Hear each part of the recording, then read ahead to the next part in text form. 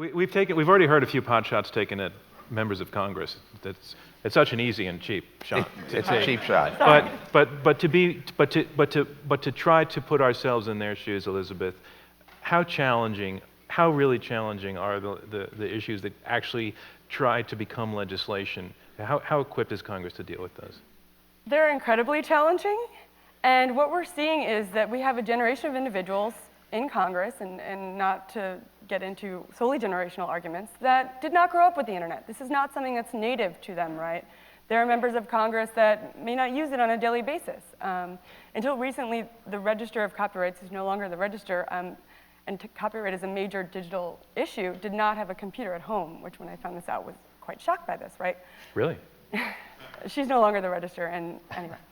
So, not because of that.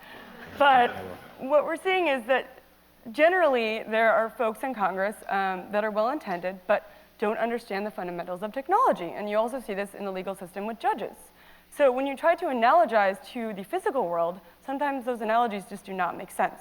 For example, digital goods are generally non-rival. That means if I send you a file, I can possess the file and you can have it too. Physical goods, on the other hand, are a rival, so if I give you my laptop, I no longer have it. And that doesn't always translate well to individuals that try to analogize to the physical world. So what we see in Congress is a scenario in which, and this happened, for example, I was very involved in the fight against SOPA, as mentioned, and there was a hearing. Take one sentence to describe what SOPA was. Sure. Then move on. So SOPA was called the Stop Online Piracy Act. It was a proposed bill in Congress that sought to regulate the internet. Because?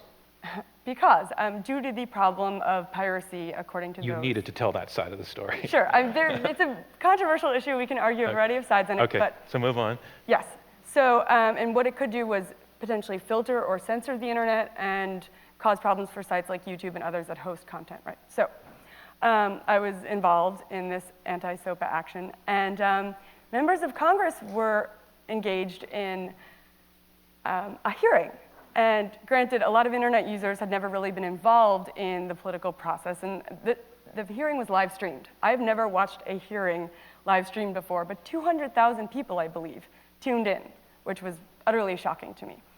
And what happened was that the Congress people that were involved in the committee hearing did not understand what was going on. It was clear that they would just shrug off issues that were technical, that were fundamental to the inner workings of the internet that we've discussed today. And the users that were a part of the internet were watching this, they were tweeting, they were posting online, and they were shocked. So if stuff got complicated, they just chose to ignore it. And what we had was... But it was relevant, complicated.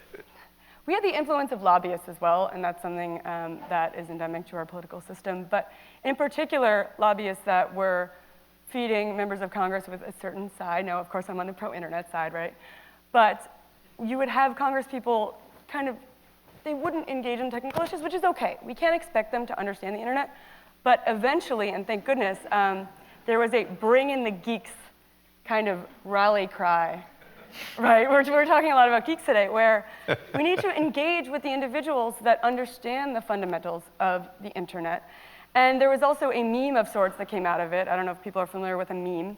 Originated by Richard Dawkins. It's this idea of a self-replicating cultural phenomenon that mutates, much like a gene, right? And a meme that came out of it around, well, Congress, it's no longer okay not to understand the internet.